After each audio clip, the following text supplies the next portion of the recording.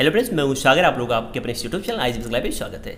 और आज की इस वीडियो में हम लोग पढ़ने वाले हैं गॉस के प्रमेय का अनुप्रयोग। ठीक है, देखिए इससे पहले वीडियो में हम लोगों ने पढ़ा था गॉस का प्रमेय और गॉस के प्रमेय से कैसे कूलॉम का नियम लाया जाता है। हम लोगों ने सब कुछ पढ़ लिया था। ठीक है, बाकी इधर हम लोग पढ़ेंगे गॉस का प्रमेय का अनुप्रयोग। ठीक, तो आज हम लोग पढ़ेंगे गॉस के प्रमेय का पहला अनुप्रयोग। वो क्या है? अनंत लंबाई के एक समान आवेशी सीधे तार के निकट वैद्युत क्षेत्र की तीव्रता निकालनी है। ठीक है, तो ये है गॉस के प्रमेय का पहला अनुप्रयोग। इसके नेक्स्ट वाले वीडियो में पढ़ेंगे हम लोग गॉस के प्रमेय का दूसरा अनुप्रयोग, फिर थर्ड वाले वीडियो में पढ़ेंगे गॉस के प्रमेय का तीसरा अनुप्रयोग। ठीक है, तो इसी तरह हम लोग स्टेप बाय स्टेप करके गॉस के प्रमेय के अनुप्रयोग के जितने भी टॉपिक है सारे टॉपिक को कवर करेंगे। ठीक, तो इस वीडियो में मैं इस टॉपिक को अच्छे से क्लियर कर दूंगा, बस आप वीडियो को ध्यान से और लास्ट में देखिए। ठीक है, बाकी अगर आप लेसन फर्स्ट में इसके पहले का वीडियो देखना चाहते हैं तो हमारे प्लेलिस्ट पर जा सकते हैं। हमारे प्लेलिस्ट पर भौतिक विज्ञान क्लास 12 के नाम से एक प्लेलिस्ट है, उस प्लेलिस्ट पर सारे वीडियो अवेलेबल है जो मैंने अभी तक पढ़ाया है। ठीक है, तो वहाँ से उसकी आप पढ़ाई कर सकते हैं।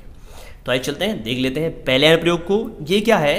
ये है अनंत लंबाई के एक समान आवेशित सीधे तार के निकट वैद्युत क्षेत्र, यानी वैद्युत क्षेत्र की तीव्रता हमको निकालनी है। ध्यान दीजिए, अनंत लंबाई, यहाँ पर जो तार है उसकी लंबाई क्या? अनंत है। यहाँ पे कह रहा है तार है, तार कैसा है? सीधा तार है। हमको कुछ नहीं करना है, बस जो हेडिंग है उसको अच्छे से समझना है। तार क्या है? तार सीधा है, तो पहले क्या करेंगे? एक सीधा तार बनाएंगे। तो ध्यान दीजिए, यहाँ पे मैं क्या कर रहा हूँ? एक सीधा तार बना रहा हूँ। तो देखिए ये बन गया एक सीधा तार, सीधा तार, ध्यान दीजिएगा। ठीक है, ये बन गया सीधा तार।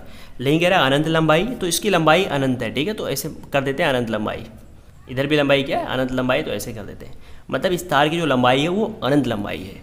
अनंत लंबाई की एक समान आवेशित, आवेश माने उसको आवेश दिया गया है, और उसको जो आवेशित किया गया, उसको जो आवेश दिया गया वो एक समान आवेश दिया गया है। तो एक समान आवेश दिया तो इसको एक आवेश देते हैं। आवेश चाहे ऋण आवेश दो चाहे धनावेश दो, बात है कि ठीक है। तो इसको हम क्या करते हैं? धनावेश देते हैं। तो धनावेश दे देते हैं, और जो भी पॉजिटिव आवेश देना है वो सभी जगह सेम सेम देना है। ऐसा नहीं कि यहाँ पर इस पॉइंट पे 5 कूलॉम का आवेश दे दिए तो यहाँ पे 10 कूलॉम का, यहाँ पे 15 कूलॉम का, यहाँ पे 20 कूलॉम का, यहाँ पे 3 कूलॉम का, यहाँ पे 2 कूलॉम का, यहाँ पे 1 कूलॉम का। ऐसा नहीं करना है। हमको जो भी आवेश देना है सभी जगह पर सेम सेम देना है, एक समान रूप से देना है। अगर यहाँ पर 5 कूलॉम का आवेश दे दिए तो यहाँ भी 5 कूलॉम का, यहाँ भी 5 कूलॉम का, यहाँ भी 5 कूलॉम का, सभी जगह क्या करेंगे? 5 कूलॉम का आवेश देंगे। ठीक है, तो अनंत लंबाई के एक समान आवेश सीधे तार के निकट, इसी के निकट कहीं क्या करना है? निकालना है वैद्युत क्षेत्र। वैद्युत क्षेत्र मीन्स वैद्युत क्षेत्र की तीव्रता। तो इसी के निकट मान लेते हैं कोई पॉइंट, ये इसको एक पॉइंट मान लेते हैं, और मान लेते हैं कि ये जो पॉइंट है, ये पॉइंट क्या है? ये पॉइंट है P, और इसी P पॉइंट पे हमको निकालना है वैद्युत क्षेत्र की तीव्रता। ठीक है, ये पॉइंट समझ में आएगी नहीं?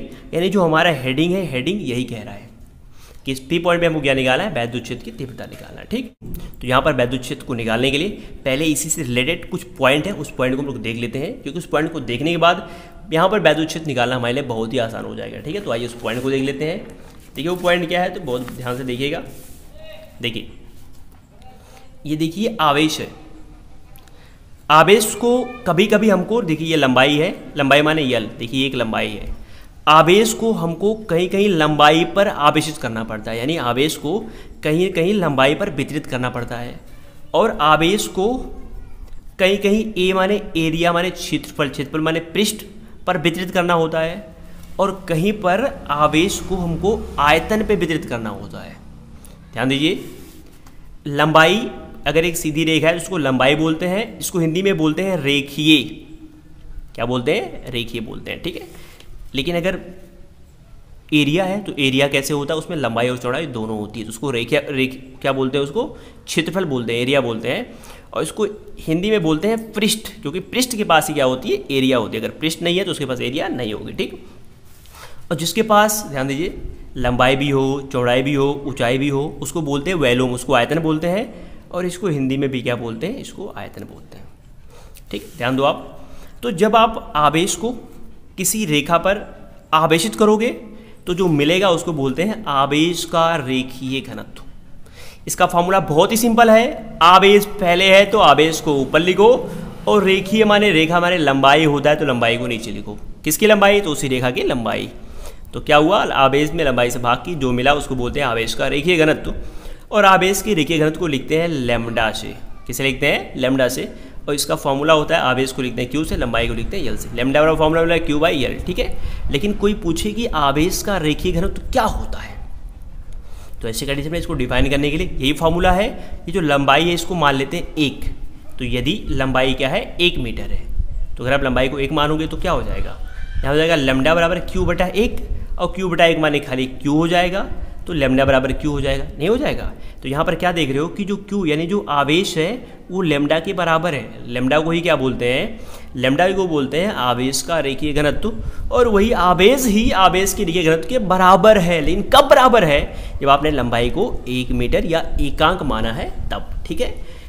इट मीन्स आप कह सकते हो कि एकांक लंबाई को दिया गया आवेश, एकांक लंबाई पर वितरित किया गया आवेश ही कहलाता है लैम्डा। इट मीन्स आवेश का रेखीय घनत्व कहलाता है, ठीक है। तो ये लैम्डा बराबर क्यू बाई एल ये फॉर्मूला ये बहुत इंपॉर्टेंट है, और जो हम लोग पढ़ने जा रहे हैं ये हेडिंग जो पढ़ेंगे उसके लिए बहुत इंपॉर्टेंट है। थोड़ा आगे भी देख लेते हैं, इसको हम लोग पढ़ेंगे अगले हेडिंग में, पर यहाँ पर हम लोग थोड़ा इसका चर्चा कर लेते हैं, ठीक है। देखिए, जब आवेश को पृष्ठ माने क्षेत्रफल पर वितरित करोगे तो जो मिलेगा उसको बोलते हैं आवेश का पृष्ठीय घनत्व। पहले आवेश है तो ऊपर आवेश हो गया, पृष्ठ माने एरिया तो नीचे हो गया क्षेत्रफल, तो इसको बोलते हैं, इसको लिखते हैं, इसको इंडिकेट करते हैं सिग्मा से, आवेश को क्यू से, एरिया को ये से, बन गया फॉर्मूला सिग्मा बराबर क्यू बाई ये। अगर इसको डिफाइन करना है तो एरिया को 1 मान लो, और एरिया को 1 मानोगे तो क्या हो जाएगा, खाली सिग्मा बराबर क्यू हो जाएगा। तो कह सकते हो कि एकांक क्षेत्रफल को दिया गया आवेश ही सिग्मा कहलाता है। और अगर आप आवेश को आयतन में वितरित कर रहे हो, आयतन को दे रहे हो, तो जो मिलेगा उसको बोलते हैं आवेश का आयतनीय घनत्व, ठीक है। और इसका फॉर्मूला हो जाएगा आवेश बटा आयतन, क्योंकि पहले आवेश है तो पहले आवेश और आयतन बाद में है तो नीचे आयतन, और इसको इंडिकेट करते हैं रो से, किससे, रो से। और रो बराबर हो गया, आवेश को लिखते हैं क्यू से, आयतन को लिखते हैं बी से, और रो बराबर हो गया क्यू बाई बी। कोई पूछे ये रो क्या होता है, आवेश का आयतन घनत्व क्या होता है, तो आप आयतन को 1 मान के जैसे इन दोनों को डिफाइन किया वैसे इसको आप डिफाइन कर सकते हो, ठीक है। अब आइए चलते हैं अपने हेडिंग की ओर, जो हमको पढ़ना है। हमको यहाँ पे क्या निकालना है, यहाँ पे निकालना है वैद्युत क्षेत्र की तीव्रता, निकालनी है कि नहीं। तो सबसे पहले क्या करोगे कि आप एक गॉसियन पृष्ठ खींचोगे, और गॉसियन पृष्ठ इस प्रकार खींचोगे कि वो गॉसियन पृष्ठ इस पॉइंट से होके जाए जहाँ पर आपको वैद्युत क्षेत्र की तीव्रता निकालनी है। तो यहाँ पे निकालना है वैद्युत क्षेत्र की तीव्रता, तो हम खींचेंगे गॉसियन पृष्ठ। और गॉसियन पृष्ठ इस हम लोग जानते हैं गॉसियन पृष्ठ क्या होता है, तो गॉसियन पृष्ठ वो पृष्ठ होता है जो गॉस के प्रमेय का पालन करता है, और हम लोग जानते हैं कि गॉस का प्रमेय पालन तभी करता है जब पृष्ठ बंद पृष्ठ हो, तो यानी गॉसियन पृष्ठ एक बंद पृष्ठ होता है। इतना क्लियर हुआ कि नहीं। तो यहाँ पे एक हम बंद पृष्ठ खींचेंगे, और ध्यान दीजिए बंद पृष्ठ इस प्रकार खींचेंगे कि ये बंद पृष्ठ यहाँ से होकर जाए, और बंद पृष्ठ इसको भी कुछ ना कुछ बंद करेगी, क्योंकि जब बंद पृष्ठ के अंदर आवेश रहेगा तभी बल रेखाएं निकलेंगी, तभी वैद्युत फ्लक्स पैदा होगा, ठीक है। तो अब ध्यान दीजिए, अब हम कौन सा बंद पृष्ठ खींचें, कौन गॉसियन पृष्ठ माने बंद पृष्ठ, तो कौन सा बंद पृष्ठ खींचें जो इसको बंद कर ले। तो गोला खींचेंगे तो इसको बंद तो कर नहीं पाएगा, तो क्या करते हैं, अगर हम बेलन खींच दें, बेलन भी एक बंद पृष्ठ होता है, तो अगर बेलन खींच दें तो वो इसको बंद कर लेगा, ठीक है। नहीं बंद कर पाएगा, बिल्कुल बंद कर पाएगा। तो क्या करते हैं, एक यल लंबाई, इसकी लंबाई अनंत है, तो अनंत लंबाई की मत खींचो बेलन, ठीक है, क्योंकि अनंत लंबाई खींचोगे तो बहुत दिक्कत हो जाएगी। एक क्योंकि सब आवेश मत कवर करो, क्यों आवेश कवर कर लो खाली, ठीक है। तो मान लो यल लंबाई का एक क्या करो, बेलन खींच दो। देखिए हम क्या कर रहे हैं, इधर यल लंबाई की एक बेलन खींच देते हैं। देखिए ये बेलन है ना, और इधर भी, और ऐसे इधर जाना चाहिए इधर से, ठीक है। ये देखिए ये बेलन टाइप का है, और इधर से भी ऐसे है, मतलब आप नीचे ऊपर दोनों ऐसे कर सकते हो, जैसे मैं ऊपर कर रहा हूँ ना, ऐसे आप नीचे भी कर सकते हो, ऐसे कोई दिक्कत नहीं है, कर सकते हो आप। तो देखो मैं कर दिया, मैंने बेलन खींच दिया, बेलन इस प्रकार खींचा कि बेलन ने क्या किया, कुछ आवेश को ढक लिया। अब बेलन जितने आवेश को ढका वो आवेश मान लेते हैं क्या है, वो आवेश मान लेते हैं क्यू है, ठीक है। तो आप ऐसे लिख सकते हो गॉसियन पृष्ठ माने क्या, ये जो गॉसियन पृष्ठ है, इस गॉसियन पृष्ठ की लंबाई कितनी है, गॉसियन पृष्ठ की लंबाई कितनी है, यल है, और ये जो डिस्टेंस है, ये डिस्टेंस मान लीजिए आर है, ये माने ये डिस्टेंस जहाँ पे हमको वैद्युत क्षेत्र की तीव्रता निकालनी है वो आर है। आप सिंपली कह सकते हो कि एक अनंत लंबाई का एक चालक तार है जिससे आर दो पे क्या निकालना है, वैद्युत क्षेत्र की तीव्रता निकालना है, ठीक है। तो गॉसियन पृष्ठ की लंबाई क्या है, यल है, तथा त्रिज्या क्या है, त्रिज्या आर है। त्रिज्या आर क्यों है, क्योंकि यही डिस्टेंस ही क्या होगी, त्रिज्या होगी, ठीक है। त्रिज्या आर है, और वो कितने आवेश को कवर किया अपने अंदर, मान लेते हैं क्यू आवेश को कवर किया, और उसके द्वारा उसके द्वारा ग्रहण किया गया आवेश, ग्रहण किया गया क्या आवेश, कितना मान लेते हैं क्यूब। इतना चीज़ क्लियर हुआ कि नहीं? तो बिल्कुल इतना चीज़ क्लियर हो गया होगा। अब देखिए ये यल लंबाई, ध्यान दीजिए, हमको अनंत लंबाई नहीं लेना है, हमको आवेश जो हमारा क्यू आवेश है वो आवेश तो एक्चुअली पूरे में है, लेकिन जो क्यू जो इसके अंदर है, इस यल लंबाई के अंदर जो आवेश है उस आवेश की मात्रा क्यू है। तो यल लंबाई पर क्या है, ये लंबाई यल है, उस पर क्यू आवेश वितरित है, तो क्या निकलेगा, लंबाई पे आवेश वितरित है, जो मिलेगा उसको बोलते हैं आवेश का रेखीय घनत्व। तब आवेश का रेखीय घनत्व, तब आवेश का रेखीय घनत्व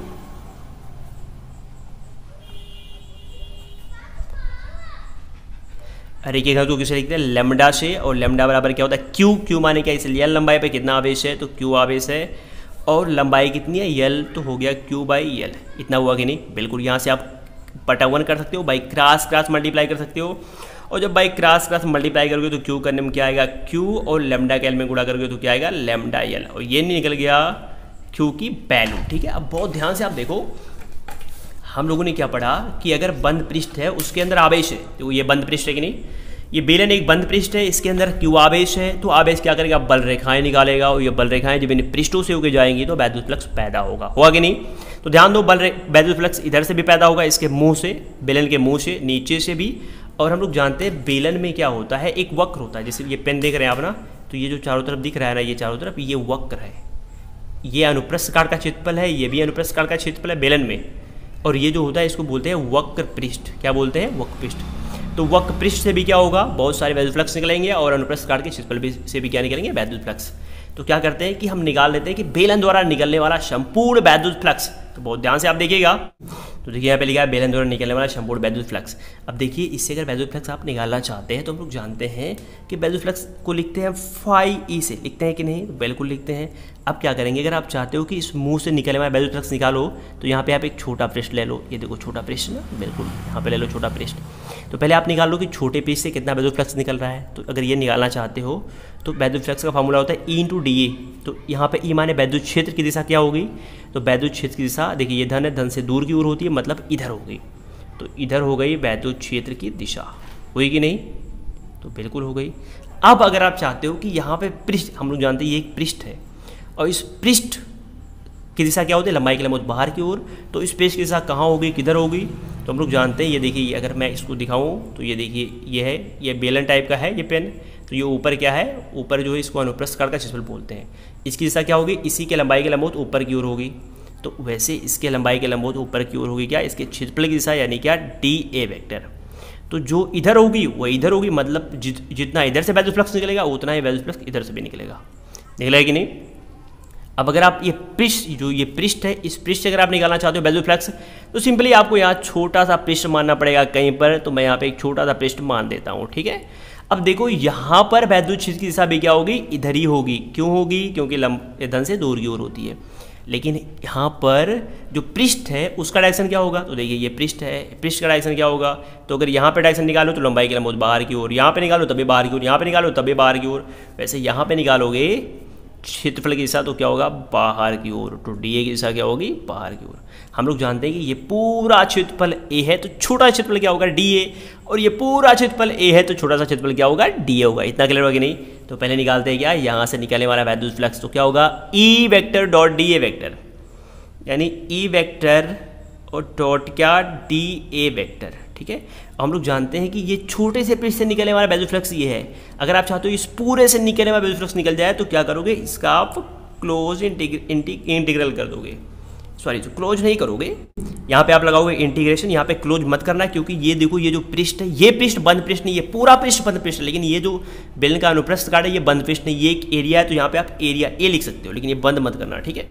तो हम लोग जानते हैं कि जितना वैद्युत फ्लक्स यहाँ से निकलेगा उतना इधर से भी निकलेगा, तो इधर से निकलने वाला ये मिल गया, तो इसी को आप 2 से गुणा कर दोगे तो क्या होगा, इधर वाला भी निकल जाएगा, ठीक। तो ये निकल गया, प्लस अभी वक्र पृष्ठ वाला निकालना है, तो वक्र पृष्ठ वाला निकालने के लिए क्या करोगे, E vector dot D A vector, ये भी एक पृष्ठ है, वक्र पृष्ठ है, तो ये देखिए ये छोटा सा यहाँ से निकलने वाला वैद्युत फ्लक्स है। अगर पूरे वक्र पृष्ठ से निकालना चाहते हो तो इंटीग्रेशन कर दोगे, ठीक है, लेकिन बंद नहीं करोगे क्योंकि ये एक एरिया है। इतना समझ में आया कि नहीं? तो बिल्कुल इतना समझ में आ गया होगा। अब चलते हैं आगे देखते हैं, तो बहुत ध्यान से आप देखिएगा। देखिए ये क्या है, ये है फाई ई बराबर, हम लोग जानते हैं यहाँ पे 2 है, ये है एरिया इंटीग्रेशन, इसके बाद इसका परिमाण ई हो जाएगा, इसका परिमाण डी ए हो जाएगा, और फिर आता है कॉस थीटा, इसका फॉर्मूला होता है ये। और थीटा यहाँ पे देखो डी ए और ई के बीच कोण कितना है 90, तो यहाँ पे क्या हो जाएगा थीटा की वैल्यू 90। ओके, बीच में क्या है प्लस, तो यहाँ पे हो जाएगा प्लस। यहाँ पर क्या होगा, यहाँ पे इंटीग्रेशन ए इंटीग्रेशन, इसका फॉर्मूला क्या होगा, तो हो जाएगा E D A cos theta, और देखिए दोनों का डायरेक्शन सेम है, तो कोण क्या होगा 0 होगा। इतना समझ में आएगा नहीं? बिल्कुल इतना समझ में आ गया होगा। चलते आगे देखते हैं।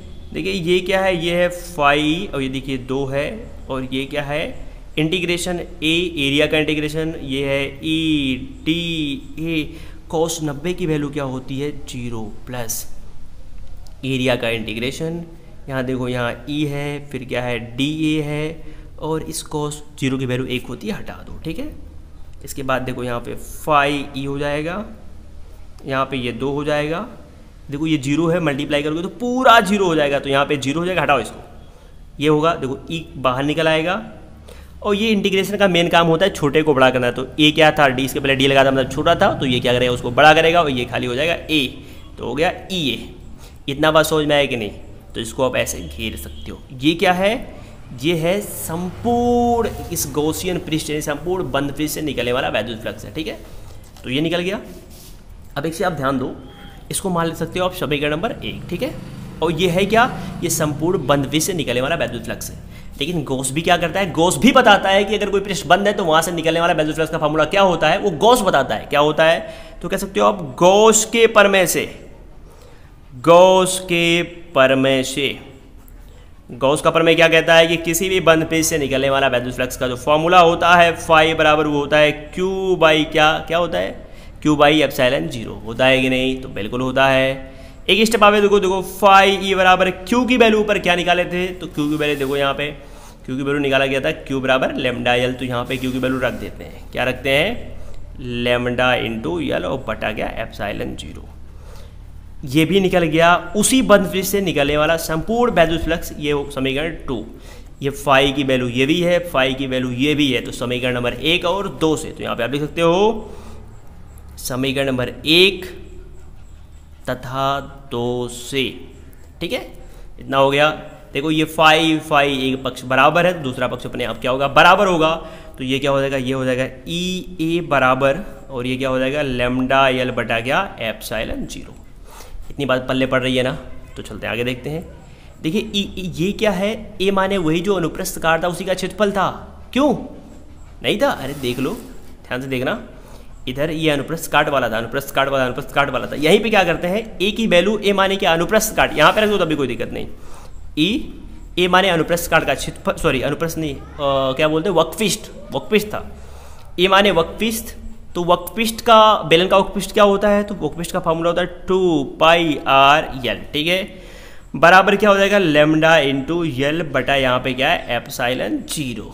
ओके, ई की वैल्यू निकालनी थी, तो क्या हो जाएगा ई बराबर, ये पूरा नीचे आ जाएगा, हो जाएगा 1/, देखो एल से एल काट सकते हो, कोई दिक्कत नहीं, कट गया, नीचे आ जाएगा 2 पाई आर, यहाँ पे है लेमडा बटा एप्सिलॉन 0, ठीक है। इसी चीज़ को थोड़ा बगल में देख लेते हैं, हो जाएगा ई बराबर 1/, देखिए यहाँ पे 2 है तो हो जाएगा 2 पाई एप्सिलॉन 0, तो एप्सिलॉन 0 ऊपर लेमडा और नीचे जो आर था उसको लिख देते हैं, ठीक है। अब एक काम और कर लेते हैं, देखो हम लोगों ने अभी तक क्या पढ़ के आया, 1/2 पाई एप्सिलॉन 0 नहीं पढ़ गया, 1/4 पाई एप्सिलॉन 0 पढ़ गया है, तो यहाँ पे 2 पे अगर 4 करना चाह रहे हो तो 4 तो हो जाएगा, कोई दिक्कत नहीं, लेकिन नीचे 2 से गुणा करोगे तभी तो 4 आएगा। तो अगर चाहते हो कि मान में कोई परिवर्तन ना हो तो ऊपर भी 2 से गुणा कर दो, तो ऊपर करोगे 2 से गुणा तो यहाँ पे 2 लेमडा बटा आर हो जाएगा, और यही मिल गया अनंत लंबाई के सीधे आवेशी सीधे चालक तार या तार के निकट किसी बिंदु पर वैद्युत क्षेत्र की तीव्रता ई बराबर 1/4 pi epsilon 0 2 lambda by R, और ये आ गया आंसर, ठीक है।